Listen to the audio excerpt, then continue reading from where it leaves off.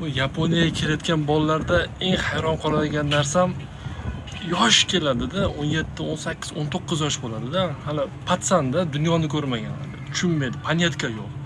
Ota-onasi ham huzuri yoshligida shunday o'qishni bitiradi, yapon tilini o'rgatishmaydi-da. Jo'natib yuboradi, keladi, bolada mas'uliyat yo'q-da. Odatda keyin bolalarda hech kim o'zi turmaydi. 3 kishi yoki 4 kishi bo'lib bir kvartirada turadi-da. Kvartirada turib, har oy uni yaponlar yachin deydi, arenda pulini, ijara haqqini to'lab qo'yish kerak-da.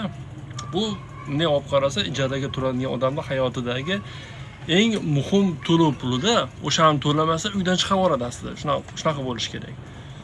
Keladi to'lamaydi-da bolalar. U bittasi to'lamaydi, qo'yan ikkitasi, uchtasi birga turgan bolalar ham qiynaladi yoki hech qaysi to'lamaydi. Uyga pul jo'natadi kerak bo'lsa, kontraktga yog'adi yoki biror bir telefon olmoqchi bo'lsa, kiyim olmoqchi bo'lsa, o'shanga pul topadi yer tagidan bo'lsa ham.